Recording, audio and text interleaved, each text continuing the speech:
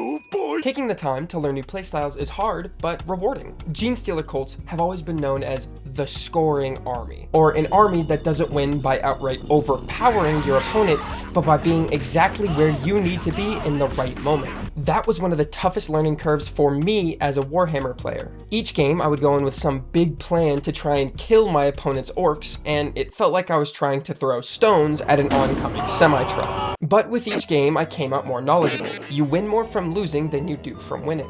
Now, to be fair, most of my Warhammer experience has been against orcs, so I've kind of cultivated a playstyle around tanking or dodging the wah turn. In my more recent games, my plans have been less about dealing with my opponent and more with ensuring I get the points I need to try and claim victory, which my new favorite detachment has let me do impeccably.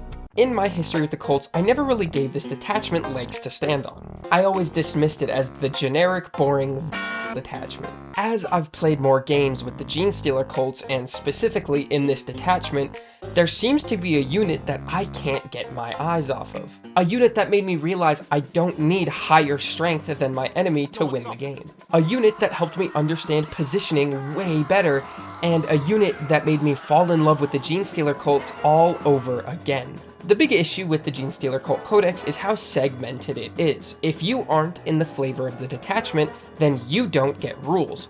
Womp. However, for this one instance, it doesn't bother me as much.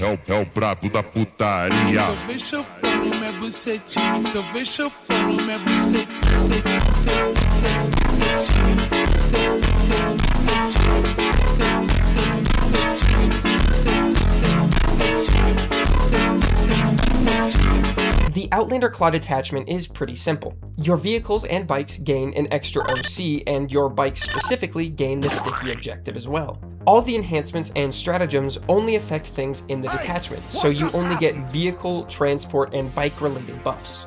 But even with that annoying restriction, it doesn't matter. This detachment excels at buffing the things you already want to keep alive, which then allows you to use your expendable chaff to stop the enemies from touching your big toys. Sorry guys. Nothing in this detachment stood out to me right away, especially the enhancements. They aren't generally exciting, but that doesn't mean they aren't useful. We have 2 that go on our biker characters and 2 for people inside transports.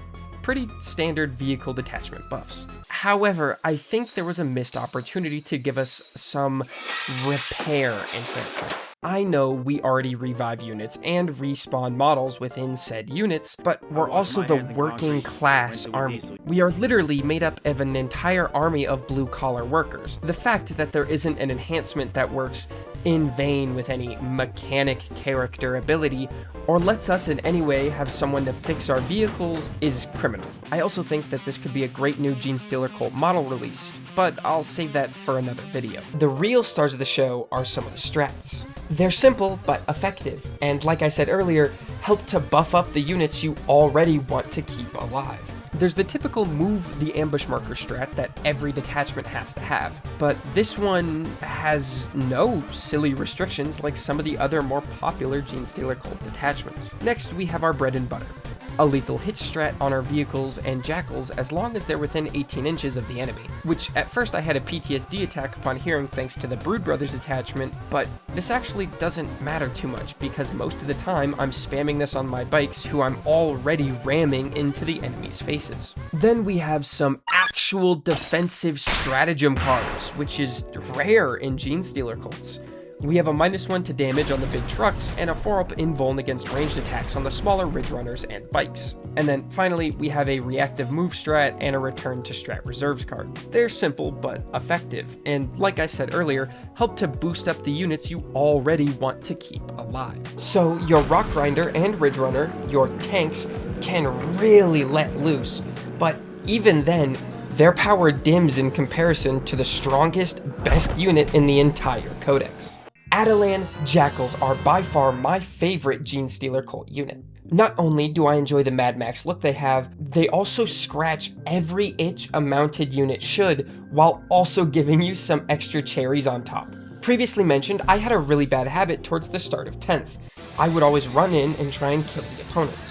Along with being bad at positioning, I didn't understand where the power of the Jackals came from. While yes, it is standard to have them run up, splash mortals, and then die, previously this is where I thought their power would stop, but they are way more useful than that. The bikes have a 9-inch scout move at the beginning of the game. On top of their native 12-inch move, you can pretty much reach any spot on the board you want them to go from turn 1. They drive up, claim an objective, and then splash mortals onto any unsuspecting victims. I just can't get over how fun this unit is to actually use. For 55 points, you can add a Jackal Alphys to the squad, which you should do 100% of the time. The Jackal Alphys can give out a reroll hit rolls of 1 buff for other units in your army, and also gives your bikes a 6-inch move after they've shot, but they can't charge. Plus, then you can use the lethal hit strat, the reactive move strat, the 4-up invuln against ranged attack strat, and they all have native stealth. Then this detachment gives them an extra OC and sticky objective. They can drive up the board, splash mortals,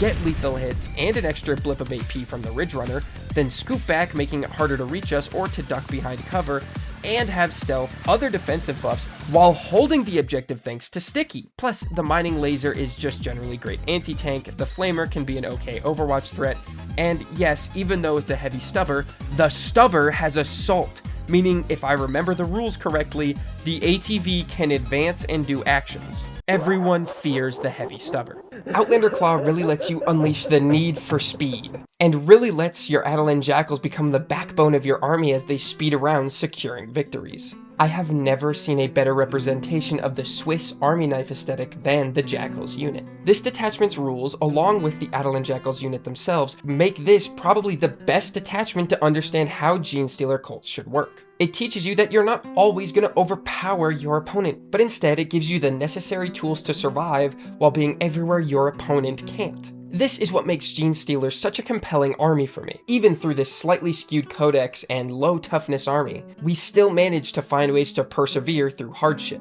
We can and will adapt to any new challenge that faces us. And even if we can't beat our enemy through sheer force, we will have our day. And we will claim victory by doing what others can't and controlling the board through quick, decisive movements and actions. The insanely fast Atalan Jackals will speed ahead and claim objectives for the cult, while the rest of our army marches behind. Our blue collars and rough hands leading the charge, using machinery they thought only useful for working, now will be the same tool that cuts down those that dare stand against us. I love this detachment. It's my favorite detachment, and I think it is probably the best Genestealer cults detachment we have. Thank you for watching. See you next time.